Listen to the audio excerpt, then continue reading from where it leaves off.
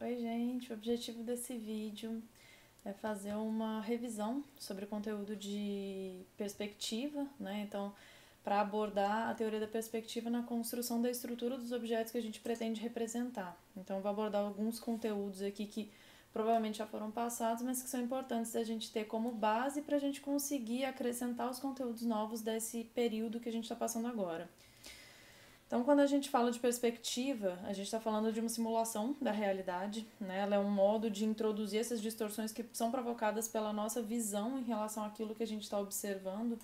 Então, é justamente o que permite a gente fazer essa sensação do que está mais próximo da gente para aquilo que está mais distante. Então, esse efeito de deformação que o Castilho aborda aqui é justamente o que permite a gente fazer essa concepção tridimensional do que a gente está observando no nosso contexto diário, né, no nosso cotidiano. Dentro da teoria da perspectiva, a gente tem alguns conceitos que são importantes a gente ter em mente, que é, por exemplo, a linha do horizonte, né? Então, ela constitui naquela linha que é formada por onde os nossos olhos se situam em relação à cena ou objeto que a gente está observando. Então, se é aquela linha que passa pelo centro dos nossos olhos, então é para onde os pontos de fuga, que eu vou falar mais para frente, para onde eles se direcionam. Então, se a gente está lidando, por exemplo, com câmera, né? Então, se eu estou filmando ou fotografando o ambiente, a linha do horizonte vai ser exatamente no centro da lente da câmera. Então, a gente entender que dentro de uma mesma cena, de uma mesma posição, a linha do horizonte pode ser alterada em relação ao objeto que a gente está representando. Então, entender também que os objetos que sobem e descem em relação a essa altura de onde estão os nossos olhos vão sofrer uma distorção diferente de acordo com a posição em que eles estão em relação a ela. Então, aqui nesse exemplo, a gente vê né, essa linha do horizonte está passando exatamente aqui, que é onde os olhos desse observador se direcionam para a concepção desse objeto.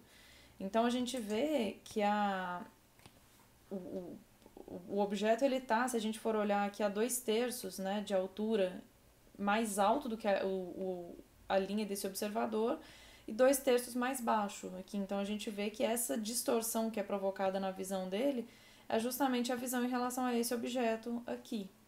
Então, compreender a que proporção essa linha do horizonte está em relação ao objeto é uma das informações que a gente tem que ter em mente para quando a gente vai fazer essa representação. Em relação à linha de terra, que é outro conceito que é importante da gente compreender. A linha de terra, na verdade, ela é um plano, né? Então, é um plano de terra onde a gente entende que esse objeto está situado. É a mesa, ou o chão, ou aquela superfície qualquer onde a gente está situando o objeto, né, na realidade, no ambiente que ele está inserido. E a gente precisa compreender esse plano porque é ele que é o nosso horizontal, né? O nosso horizonte é ele que vai ajudar a gente a entender esse posicionamento da linha do horizonte, dos pontos de fuga, né? Então, nesse ponto aqui, especificamente, a gente vê que essa linha de terra que é colocada aqui, ela é a parte onde o vértice mais próximo, né? Aliás, a aresta mais próxima que a gente tem aqui do objeto está se posicionando em relação ao nosso olhar. Então, a gente começa, né, a representação por essa linha de terra e pela aresta que está mais próxima da gente.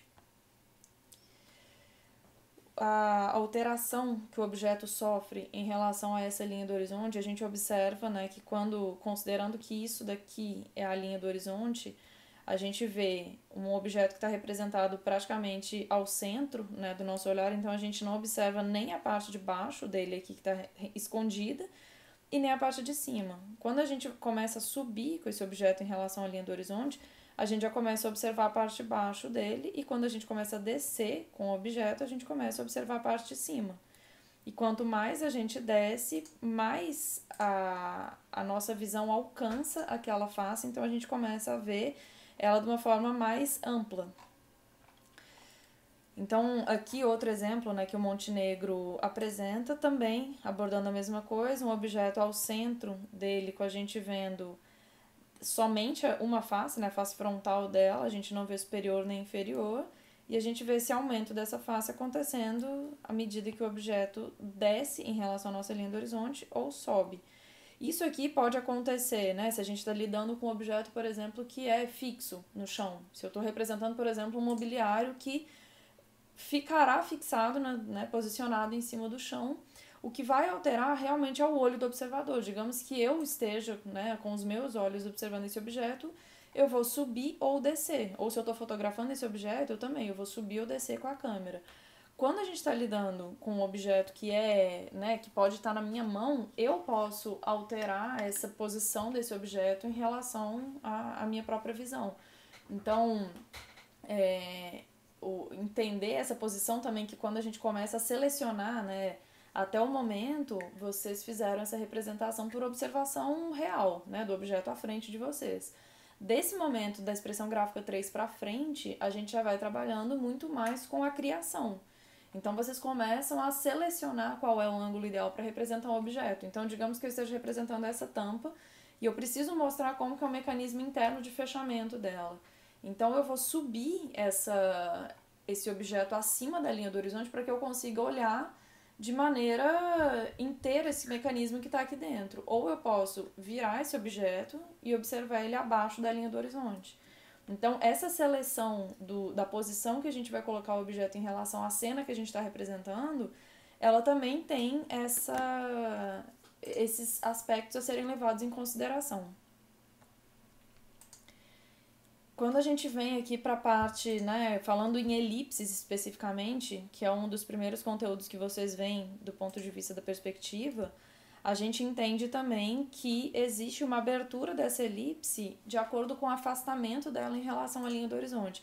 Então, considerando que aqui, né, é como se esse alto aqui fosse a linha do horizonte do observador, a gente vê que essa abertura da elipse ela vai ficando cada vez maior à medida que ela vai se afastando. Nesse ponto aqui, é como se a gente estivesse descendo essa elipse em relação à linha do horizonte. Se a gente vê isso acontecendo ao oposto também, então o objeto está, na verdade, subindo em relação à linha do horizonte do observador, a gente vê também essa abertura de elipse para um outro sentido. Dentro de um mesmo objeto, que é importante a gente ter isso também, né, representado nos nossos desenhos, dentro de um mesmo objeto a gente também observa essa abertura diferente das elipses. Então não é porque eu estou representando, por exemplo, um copo ou uma tampa, um objeto cilíndrico qualquer, que eu já setei ali, né, eu selecionei qual que é a altura da minha linha do horizonte, não quer dizer que o objeto vai ter a mesma abertura de elipse ao longo dele todo. Então, a elipse superior do objeto, né, considerando que ele está abaixo da minha linha do horizonte, ela está mais próxima de mim. Então, quer dizer que ela está mais fechada. Quando esse objeto vai descendo, é como se eu estivesse olhando ele cada vez mais de cima. Então, eu consigo ver uma parte maior dessa parte de baixo. Então, à medida que eu vou caminhando com as elipses também dentro de um mesmo objeto, eu vou fazendo essa abertura da elipse. Então, a gente vê proporcionalmente, né? É claro que essa elipse, por exemplo, do topo aqui, ela tem um eixo que ele é mais estreito em relação a essa aqui da base. Então, o que eu vou ver, na verdade, dessa abertura é uma proporção maior de abertura. Então, a gente vê, né, que se a gente pega esses 4 pontos aqui de referência da elipse, além da elipse ter o eixo todo maior, então ela já teria, né, um tamanho realmente diferente, a gente vê que tem uma proporção de abertura maior em relação à elipse que está mais para baixo. Aqui provavelmente é um exemplo do que vocês já viram nos períodos anteriores, mas que é a simplificação da garrafinha de chá. Então, por que eu falo de simplificação? Vocês já viram a teoria, né, de ponto de fuga, a teoria de perspectiva com os pontos de fuga, e vocês entendem que essa construção do objeto, nesse sentido também, né, tudo que está mais longe dos nossos olhos, ele é menor. Então, a parte de trás das elipses, quando a gente representa, ela é menor do que a parte da frente, justamente por ela estar mais longe, né? Então, quando a gente fala dessa simplificação aqui da representação dos cilindros, é porque a gente está lidando com um objeto que é completamente cilíndrico, então ele não atrapalha o entendimento de quem está olhando o objeto, né, dessa redução em relação à parte da frente e à parte de trás da elipse. Então, o exemplo da garrafinha de chá. Uma das maneiras de começar é definir essa altura total aqui do objeto, considerando o eixo central do que seria essa elipse e essa elipse de baixo aqui. Porque se eu começo a medir, quando eu estou vendo a abertura da elipse, então ela estaria aqui uma abertura e aqui a outra. Eu já estou levando em consideração as distorções que a própria perspectiva vai levar, porque então se eu faço um eixo que é desse tamanho aqui, ele já está levando em consideração a abertura diferente da parte de baixo e da parte de baixo da elipse, que essa está mais próxima dos nossos olhos e essa está mais distante. Então, uma maneira de começar a olhar é pegar realmente como se fosse pelo centro desses eixos da elipse. O segundo passo, então, depois que a gente tem isso, é compreender onde estariam todas as elipses de construção desse objeto. Então, eu vou olhar em cada quebra de sentido dele aqui e vou entender onde estariam as elipses que fazem a construção dessa estrutura dele. Segundo passo, depois disso, entender quais são as reduções nesse sentido, né? Então, porque eu fiz uma figura total que leva em consideração a largura máxima do meu objeto aqui, né? Então, nesse caso da garrafa, a largura máxima dessa parte da garrafa é igual à largura máxima dessa parte. Então, existe uma coincidência aqui de largura e que a gente fez a figura total dela levando em consideração isso. Quando a gente tem essa figura total e a gente chega nessa parte aqui em que a gente já está com os eixos definidos, o ponto importante é justamente de entender essas reduções nesse sentido aqui, né? Então, a gente vê que existe um afunilamento da forma para cá e um afunilamento nesse sentido também, que é a formação da tampa. Outra coisa que é importante é a gente entender se existem formas básicas que ajudam a fazer a construção da estrutura do objeto. Então, aqui, nessa curvatura aqui da base, a gente vê que é possível encaixar essas esferas aqui na construção do objeto e que vai ajudar a gente a fazer essa formação do perfil total da garrafa. Então, depois que a gente faz essa definição, a gente faz a construção desse perfil, né? Então, esse perfil total aqui da garrafa, ele é construído justamente com aquela informação que a gente tinha coletado anteriormente dessas distorções, né? Dessas reduções aqui.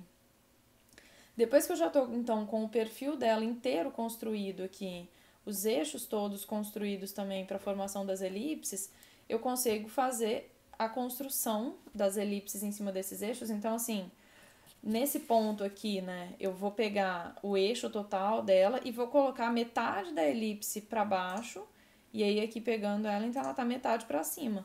O que eu tava falando naquela relação da distorção da perspectiva com os pontos de fuga é que essa distância aqui seria diferente dessa distância, por isso que eu chamo de simplificação da representação dos objetos cilíndricos. Não funciona para tudo, porque, por exemplo, se eu estou fazendo um objeto que ele tem uma parte cúbica e aí ele tem alguma peça dele que é cilíndrica, então se eu tenho uma construção que ela é formada por formas simples diferentes, eu já vou ter que ter uma construção que leve em consideração os pontos de fuga justamente para eu conseguir fazer esse encaixe de todos os eixos da peça. Mais pra frente tem exemplo. E aí depois, então, aqui o que é feito é esse reforço da frente, né, da elipse, fazendo essa construção do que a gente efetivamente está vendo do objeto. A gente vê aqui que a estrutura do objeto, né, quando a gente tira aqui e dá para compreender ela inteira, a estrutura está toda aparente, que é o que é incentivado que vocês façam nos desenhos de vocês. Deixem a estrutura aparente, só que o que a gente precisa fazer é diminuir cada vez mais a intensidade do traço para que a gente consiga deixar o reforço apenas para a parte que a gente realmente precisa reforçar do objeto. Se a gente faz todos os traços com um peso muito grande na mão, a gente acaba não tendo mais espessura da caneta ou a própria intensidade realmente da quantidade de grafite ou da tinta da caneta, a gente começa a não conseguir mais diferenciar e o desenho começa a ficar muito poluído.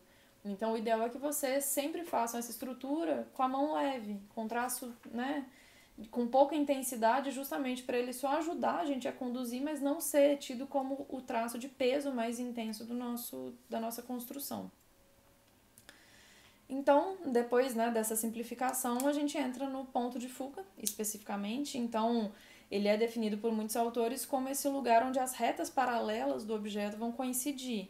E esse ponto de fuga, ele sempre coincide na nossa linha do horizonte. Então, a importância da gente definir a que distância o objeto vai estar dessa linha do horizonte, até nesse sentido da concepção dos pontos de fuga, ele é super relevante. A gente precisa ter isso muito bem definido para a gente não fazer distorções no objeto que vão causar estranhamento. Depois que a gente desenvolve o olhar para isso, tem hora que a gente olha o objeto e vê que tem alguma coisa estranha, né? Então a gente vê que ele está meio distorcido, ele não está parecendo realmente aquele objeto que a gente está querendo representar. E isso muitas vezes acontece porque os pontos de fuga do objeto não estão coincidindo na mesma altura, ou seja, eles não estão indo os dois pontos para a linha do horizonte. A gente vê aqui um exemplo, né, de um objeto que vai se movimentando apenas na direção de giro em relação ao eixo. Então a gente manteve a linha do horizonte dele aqui em relação ao objeto. Então essa distância a gente vê que ela é mantida igual, né, nesse giro. Então a pessoa está situada na mesma altura e o objeto está situado no mesmo plano. O que a gente vê a alteração aqui é um giro desse objeto, né? Então ele começa a fazer uma rotação aqui e a gente vai começando a ver menos essa face. E aí o que acontece com, né, os pontos de fuga dele se alteram, a distância entre esses pontos de fuga. Então se a gente traça uma reta do que seria esse ponto de fuga aqui, a gente vê que tem uma modificação, né, desse ponto aqui. E a mesma coisa acontece para esse lado. Então, se eu pego esse lado aqui, eu vejo que teve uma distância também em relação aos pontos de fuga desse objeto. Continuando o giro, aqui é onde estaria situada a face 1 do objeto. Então, eu deixo de ver essa face 1 e, ao mesmo tempo, eu também não estou vendo a outra face. E isso faz com que eu tenha apenas um ponto de fuga, que também coincide lá na linha do horizonte. Né? Ela ainda continua se mantendo em relação à linha dos meus olhos. E se eu continuo esse giro aqui, a face 1 estaria aqui, então eu deixo, né, continuo não enxergando e eu começo a ver o aparecimento de uma face 4 aqui. E aí eu vejo a formação de novos pontos de fuga, né, que vão coincidir lá na linha do horizonte. Então a gente vê que essa formação da angulação com que o ponto de fuga é formado, ele depende muito dessa rotação do objeto. E outra coisa que a gente vê alterar muito aqui, quando a gente olha também, é a largura da face, né? Então, se a gente for parar para pensar o início de um desenho, eu mantive a minha linha de terra, mantive a minha aresta mais próxima aqui, e eu fiz uma alteração desse ângulo. Outra coisa que foi alterada foi essa largura da face aqui, nesse sentido, né? Então, se a gente olha, por exemplo, eu vou fazer uma linha que conecte aqui nesse sentido aqui, ó. A gente vê que essa daqui aumentou em relação a essa face e essa daqui, em compensação, reduziu em relação a essa que estava lá em cima. Então, essa compreensão de como o objeto se forma, ela é sempre uma junção desse ângulo com a largura de face. Então, ambos se alteram quando a gente faz essa rotação do objeto. Aqui já é outro sentido de modificação. A gente vê que foi mantida aqui a aresta principal do objeto, ela continua no mesmo lugar, a largura de face continua igual, então aqui a gente não teve alteração dessa largura de face, né? Ela tá, se a gente for olhar, ela tá seguindo a mesma lógica em todos, né, os objetos que a gente está representando. A única coisa que foi alterada aqui foi a distância dele em relação à linha do horizonte do observador. Então, considerando que essa linha é a de linha do horizonte do observador, então os olhos dele estão posicionados nesse ponto, é como se esse livro que está sendo representado, ele se tornasse mais alto ao centro e mais abaixo da linha do observador. O que acontece nesse ponto? A gente vê que os pontos de fuga também se mantêm na mesma linha. Então, não teve alteração da distância do ponto de fuga em relação ao objeto. Se a gente pegar essa aresta principal dela aqui em relação a esse ponto de fuga, essa relação é mantida em todos eles. Então, a mesma coisa para o ponto de fuga 2 aqui, que a gente vê também essa manutenção da distância entre o vértice principal e o ponto de fuga do objeto. O que a gente vê se alterar aqui é a altura realmente dele em relação à linha do horizonte. É como se a gente tivesse um elástico preso em cada um desses pontos de fuga que ele fosse sendo esticado para cima e para baixo em relação à linha do horizonte do observador. O que isso muda? Eu começo, né, quando ele está abaixo da linha do horizonte, aqui a gente vê que a linha do horizonte está aqui e o objeto está abaixo. Eu vejo a face de cima do objeto, né? Então, eu estou vendo o topo dele e aqui eu vejo a base. do objeto, considerando que ele, nesse caso, está acima da linha do horizonte. Então, o que vai alterar, na verdade, é essa proporção da vista das faces que se escondem ou aparecem de acordo com a altura dele em relação à linha do horizonte. Aqui um exemplo na perspectiva paralela, que é quando a gente tem apenas um ponto de fuga, e da perspectiva oblíqua, quando a gente começa a ter essa presença dos dois pontos de fuga. Vou explicar melhor isso. Então, aqui a gente observa um objeto que está representado abaixo da linha do horizonte, em perspectiva paralela, ou seja, aqui eu estou observando um ponto de fuga só. Esse ponto de fuga vai ser mantido e esse objeto ele vai ser alterada a relação dele em relação à minha linha do horizonte. Aqui eu estou vendo que a minha linha do horizonte se manteve igual, o ponto de fuga continuou no mesmo lugar, eu só tenho uma modificação dessa altura dele em relação à linha do horizonte. E aqui eu subi ele, então eu estou começando a ver essa parte de baixo aqui que eu não via antes, né? Então essa face inferior dele começa a aparecer. E aí a gente vê essa relação então de como ficam esses três objetos, né, alterados em relação à linha do horizonte, entendendo que essa face cinza é a face frontal dele, e aqui eu estou vendo então a parte de cima dele, considerando que ele está abaixo da minha linha do horizonte, aqui eu estou vendo a parte de baixo. Quando a gente está vendo um objeto aqui, eu estou representando ele com uma certa transparência, é como se eu estivesse vendo a construção das arestas que estão lá por dentro dele, né? Então, se fosse um cubo de vidro ou um de acrílico, eu estaria vendo a construção total dele lá para dentro dessa estrutura. Então, entendendo aqui relações que podem ocorrer em relação à perspectiva paralela, né? A medição dessas arestas, então até coloquei o lápis aqui porque é um objeto que vocês aprenderam a usar ele para medir essa proporção dos objetos. Então a gente vê aqui nesse caso especificamente que eu estou trabalhando com o cubo, a linha inferior dela tem a mesma altura da linha lateral. Então a gente vê que essa face frontal dela se trata de um quadrado. Para entender essa proporção aqui, né, da parte de cima, quanto dessa aresta aqui de cima eu estou observando em relação à face, uma das medições que podem ser feitas é justamente essa. Eu medir quanto do meu lápis é ocupado por essa face e ver quantas vezes ele vai caber aqui na frente. Quando eu fiz essa a primeira figura que a gente construiu aqui foi justamente esse quadrado frontal aqui. Se eu sei que essa distância aqui é 1/4 dessa, eu posso pegar a distância total e dividir ela por 4 e projetar esse 1/4 dela na face superior. Então aí eu vou entender essa proporção da construção do... Porque se eu começo a colocar essa distância muito grande, eu começo a distorcer o objeto e ele para de parecer um cubo. Então, por exemplo, se eu pego essa mesma distância aqui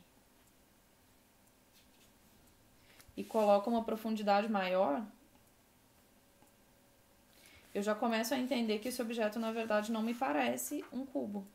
Ele já vai parecer uma caixa que tem uma profundidade maior do que a face frontal. Dá para observar aqui, né? Coisas que podem acontecer e que estão dentro do que o nosso olho interpreta. Esse lado aqui, né? A aresta da parte de cima coincidindo exatamente aqui com o ponto de fuga com a lateral. Isso existe? Existe. Só que é importante a gente ter em mente que mesmo em fotografia a gente consegue ver distorções e ilusões de ótica que dão pra gente uma sensação errada em relação ao objeto. Então, assim, como nesse caso nós começamos a escolher o ângulo que a gente está representando os objetos para ele ficar mais fácil de ser compreendido por quem está observando, essa é uma situação que a gente deve evitar. Porque fica parecendo que isso é uma face inteira, né? A gente para de ver essa ruptura aqui do que é face frontal e do que é face superior do objeto. Então a gente tem que tomar esse cuidado para não deixar essas distorções do objeto atrapalharem a compreensão de quem está observando. A gente está vendo aqui, a gente já vê que ela não está exatamente ao centro, né? O ponto de fuga não está ao centro da peça, mas é um ângulo que ele é agradável, porque a gente ainda consegue ver o que é face superior, ela não está coincidindo, né? Então a gente consegue ver esse ponto de ruptura aqui. E a gente, né, se esse objeto tivesse transparência, a gente quisesse observar essa parte central aqui no interior do objeto, a gente conseguiria ter uma visão boa dessa face e dessa face. Modificação também em relação à linha do horizonte, né? A gente vê que há uma redução, então, dessa distância aqui, ó, do objeto. Então, eu fui levando ela mais para perto, eu tô vendo uma redução. Que é aquela história que eu tava falando da elipse lá, né? Então, como eu tô vendo isso daqui mais de cima, eu vejo uma parte maior dele. Então, não é nem relação só por eu estar vendo ele mais longe. Eu tô vendo ele mais de cima. Então, eu consigo ver uma parte maior dele nesse caso. Quando a gente entra aqui para a perspectiva oblíqua, então, é aquele mesmo exemplo que eu tinha dado para vocês, né, mantendo aqui os dois pontos de fuga. Então, a gente altera esse objeto em relação à linha do horizonte do observador. Então, aqui a gente estaria vendo, aqui também mais uma vez o objeto representado com transparência, né? Então, é como se a gente estivesse vendo a frente do objeto seriam essas duas faces aqui e aquele restante está lá para dentro dele. E aqui a gente vê o objeto na parte de cima, eu começo a ver a base, né, do objeto, porque ela está acima da minha linha do horizonte. A relação das três alturas em relação à linha do horizonte aqui, como que fica. E aí aqui também o entendimento da construção desse objeto pelo cubo, né? Então, como começar a construir o cubo? Primeira coisa é a gente entender qual que é essa aresta que está mais próxima da gente. Então, nesse caso aqui, do que a gente está representando é essa, né? É essa aresta. Depois, o que a gente encontra é a linha de terra. Então, esse lápis aqui, ele está justamente fazendo essa função da linha de terra da representação que a gente está fazendo. O segundo ponto, compreender quais são esses ângulos que ele vai formar em relação à linha de terra, né? Isso eu estou falando em relação ao objeto que está sendo observado fisicamente, né? Então, é como se ele estivesse realmente na minha frente, que é o que vocês fizeram até agora em expressão gráfica 1 e expressão gráfica 2. Que é essa compreensão da realidade que vocês estão observando, né? Pra gente conseguir chegar nesse desenho de criação, que é o que a gente vai fazer agora. Então, depois que eu tenho o meu vértice principal aqui, na minha aresta principal, o vértice dele encostando na minha linha de terra e a compreensão desses dois ângulos, eu vou entender que naquela parte superior, a partir desse ponto aqui que eu já tenho esse ângulo aqui, eu sei a direção que ele vai para o ponto de fuga, eu começo a construir os outros ângulos, né? Então, eu tenho a linha de terra abaixo dele aqui formada. Eu começo a fazer essa construção dos ângulos aqui e eu vou encaminhá-los para uma mesma direção, como se eles fossem encontrar na minha linha do horizonte. Não é necessário que a linha do horizonte e os pontos de fuga estejam dentro da folha, tá? E vocês vão ver que até reduz muito a representação do objeto.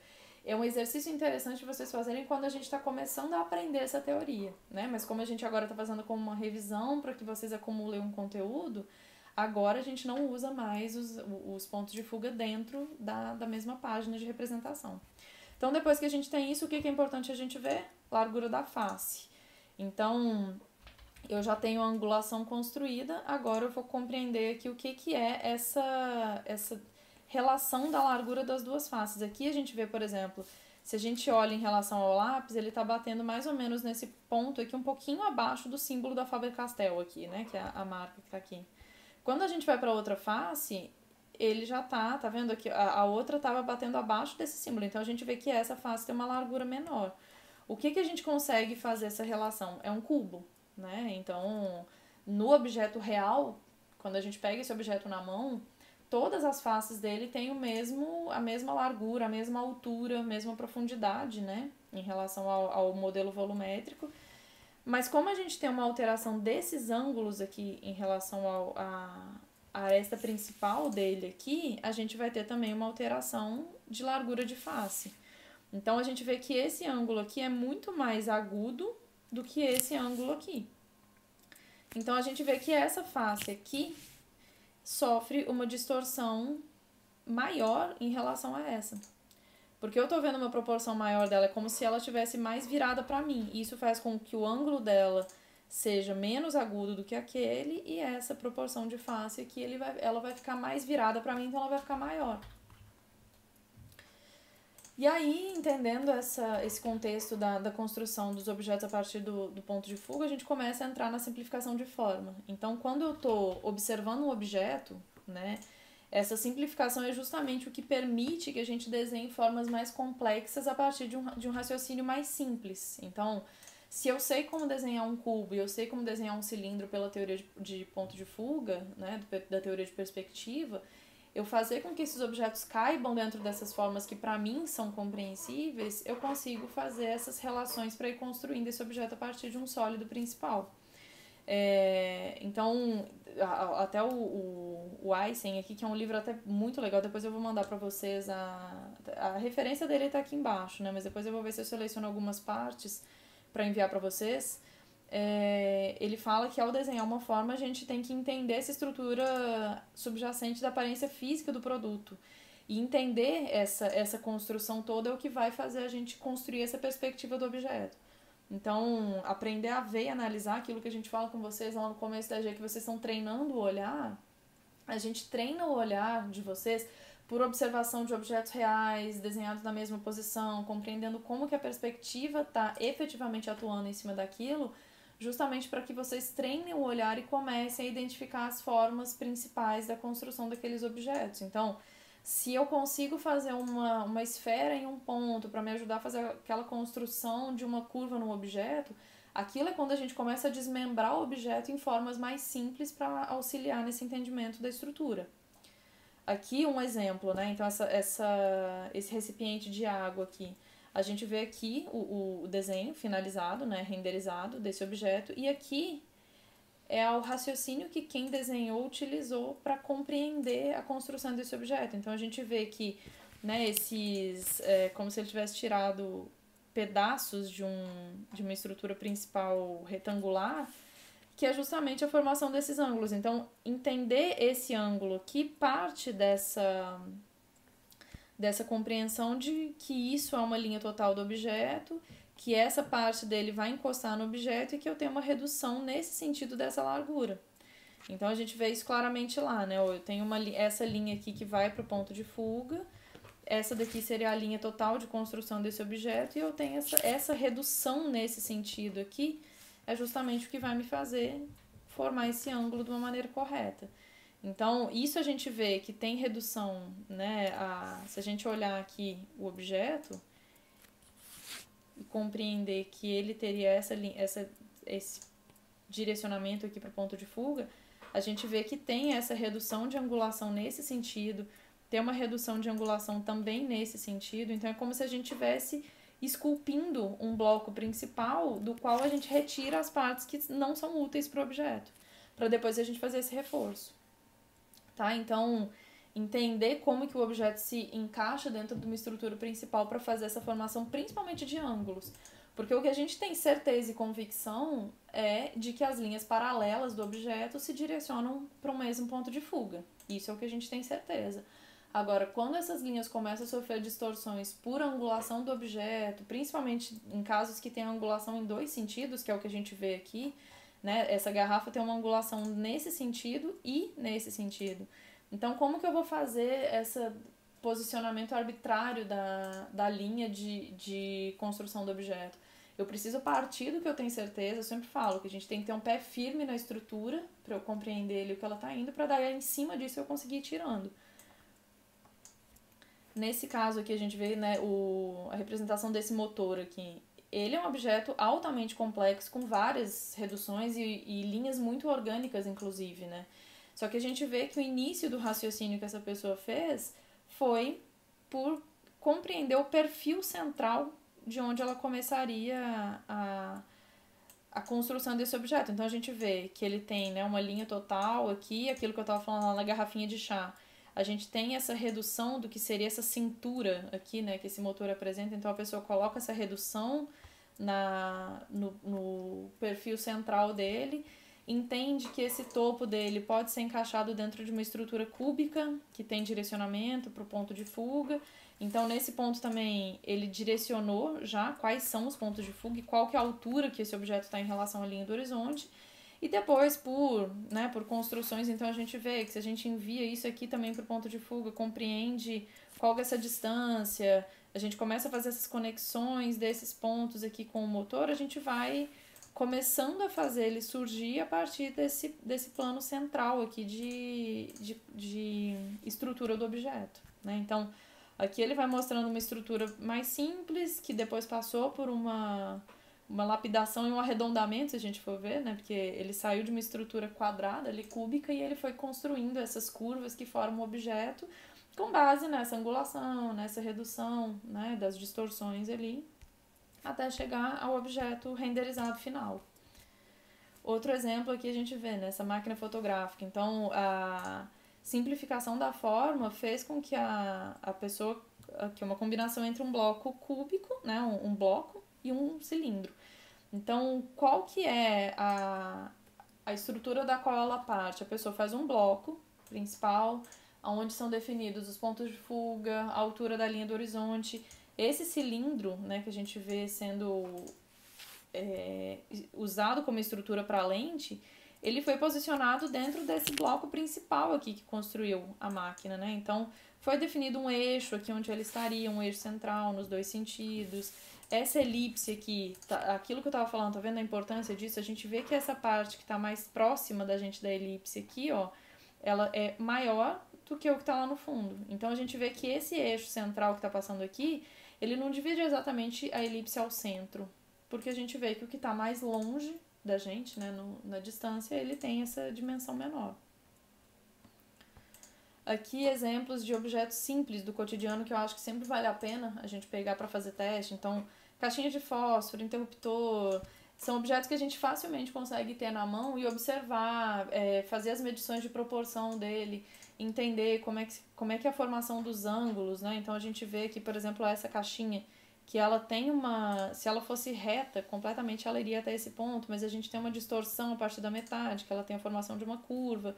Então, essa compreensão aqui do que são, ela tem uma curva nesse sentido e uma curva nesse sentido aqui, né, se a gente for olhar.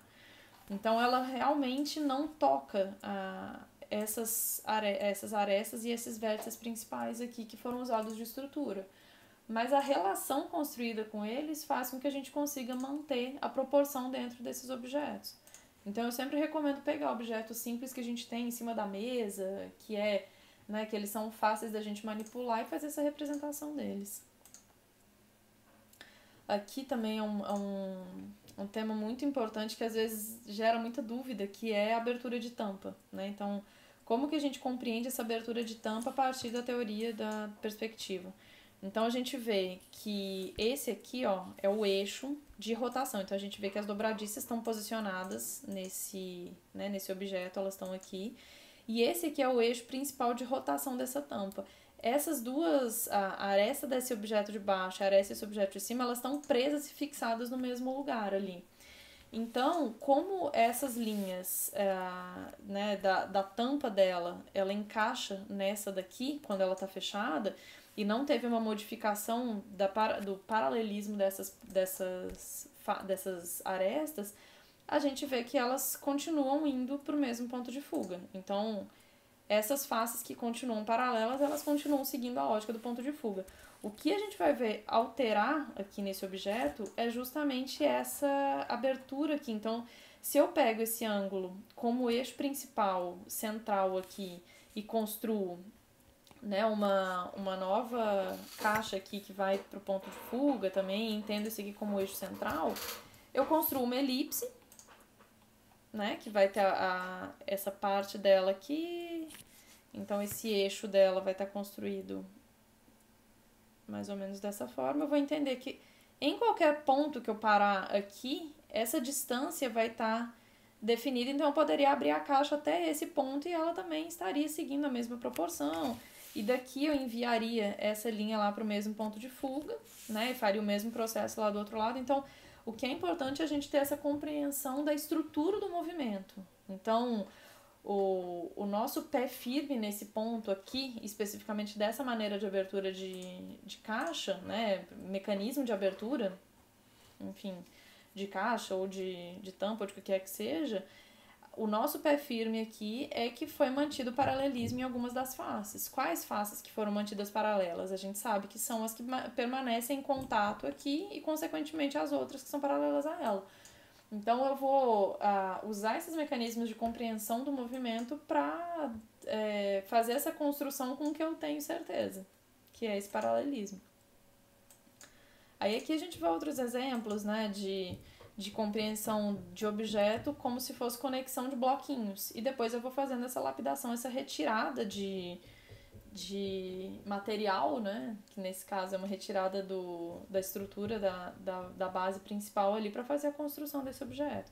Então, entender essa pega como um cilindro aqui, que é o que a gente, né, observa nesse caso, essa pega foi interpretada como um cilindro simples. A gente vê, por exemplo, que essa forma aqui, em relação a essa forma aqui, a gente vê que foi entendido, em relação a essa daqui que estava reta, a gente vê que teve uma formação trapezoidal nesse sentido. Então, teve uma redução do ângulo que foi iniciada a partir do entendimento dessa face aqui como uma figura regular.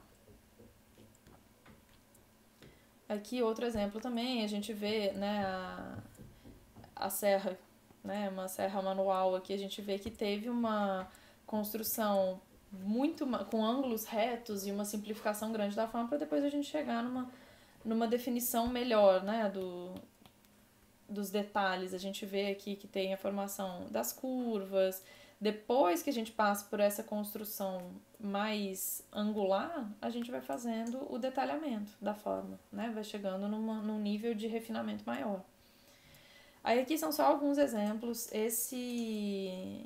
Eu não sei pronunciar o nome dele, mas esse designer aqui, esse aqui é até o perfil do Instagram dele. Depois se vocês quiserem dar uma olhada, vale a pena. Ele é um dos que deixa a estrutura mais aparente no objeto. E esse argumento aqui que eu tento falar com vocês é justamente que a gente olha que o fato da estrutura estar aparente no desenho não diminui o nosso entendimento em relação ao objeto. É só a gente aprender realmente a ir tirando um pouquinho mais a mão, tirando o peso da mão, para que essa estrutura fique mais leve e tenha um peso visual menor em relação ao resto da representação. Então aqui é um exemplo, aqui a gente vê outro de um objeto muito mais complexo, mas que a gente vê que essa compreensão da própria inclinação do objeto e como que esses ângulos se formam, ele é uma das pessoas que deixa muito aparente que isso é sempre construído por meio da simplificação da forma.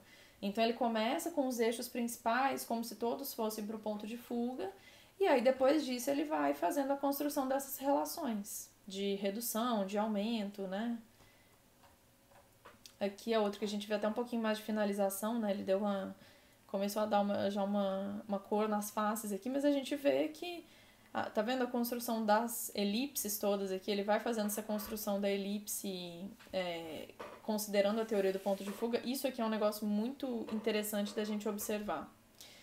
Quando a gente está falando da elipse indo para o ponto de fuga, porque isso aqui dá uma dúvida enorme, várias vezes já me perguntaram isso. Então a gente tem essa construção dela aqui indo para o ponto de fuga, né? Não vai dar para fazer porque ele tá com a própria folha que ele fez essa inclinação. Mas o que a gente vê acontecendo, né? Então a gente tem aqui como se fosse o nosso quadrado do ponto de fuga. E aí a gente faz esse cruzamento dos eixos dele centrais aqui, e essa elipse é construída em cima desse eixo lateral.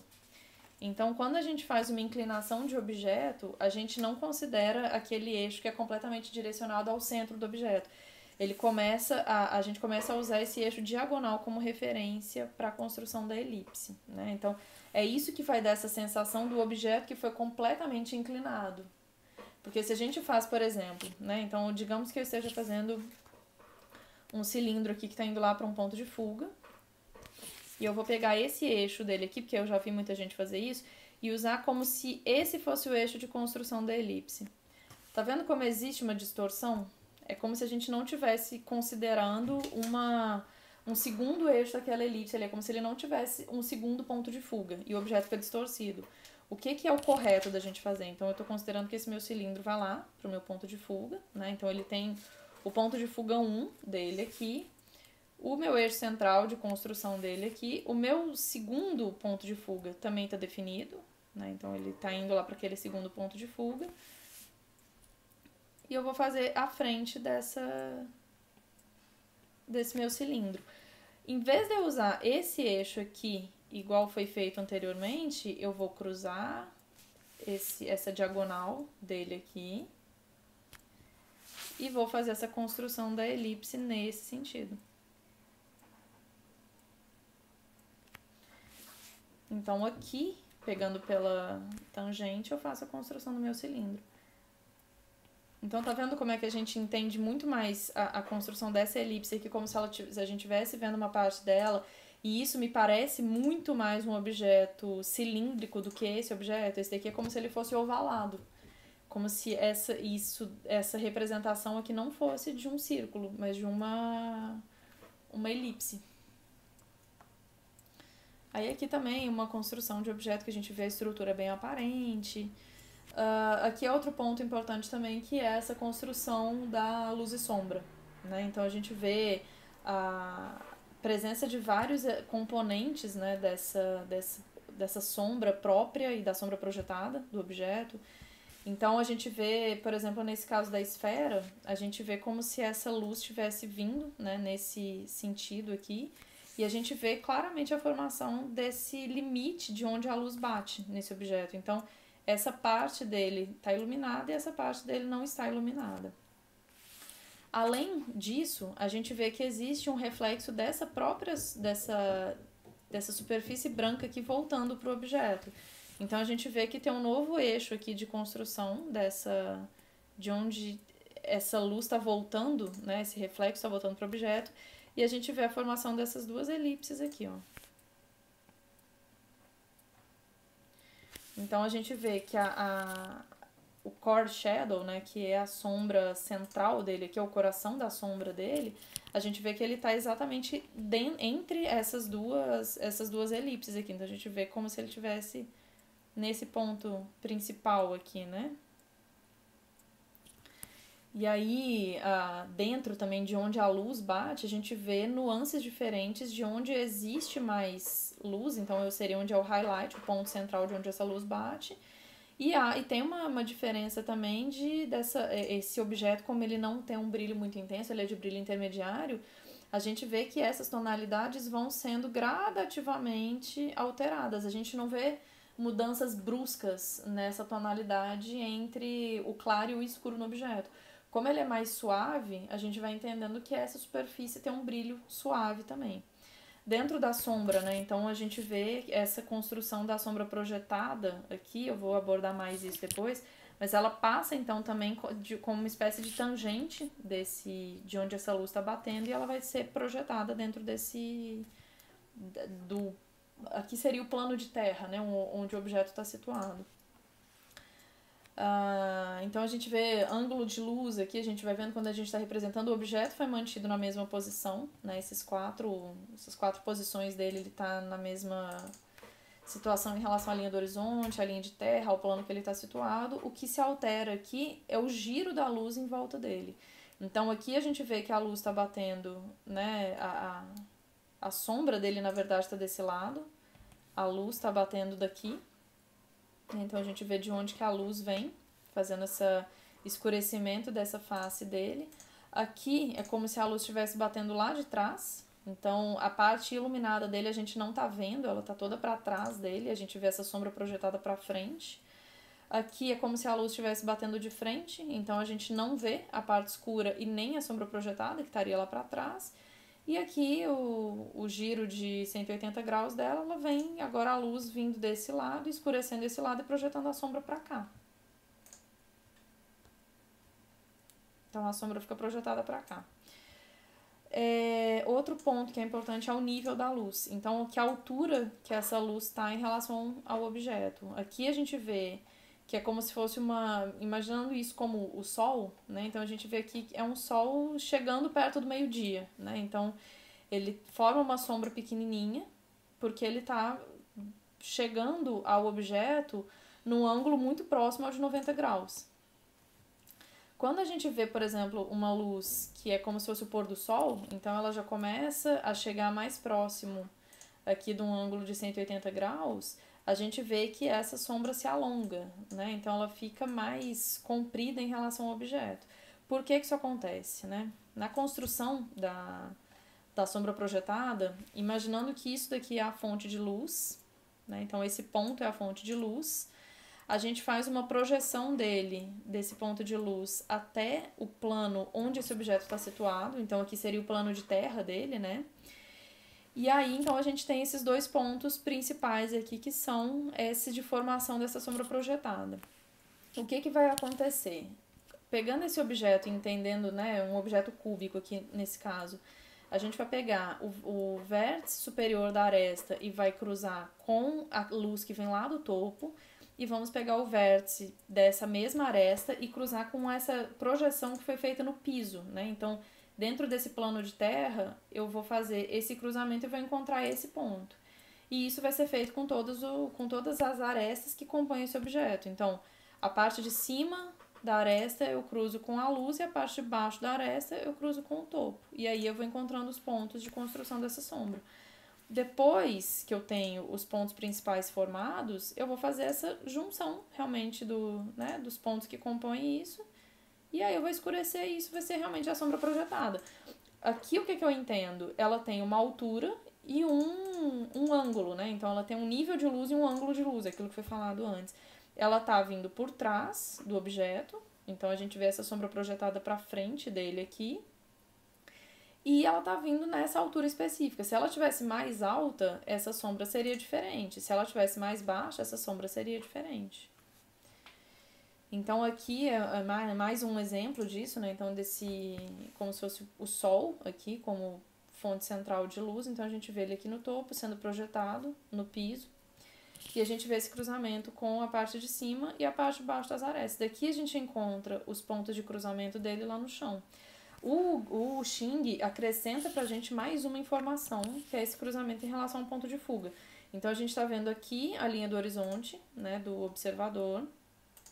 O ponto de fuga de construção do próprio objeto está aqui. E o Xing acrescenta pra gente essa informação de que o final dessa sombra também está alinhado com o mesmo ponto de fuga. Então, ela está paralela a esse objeto, né, a essas linhas aqui desse objeto em relação ao olhar do observador.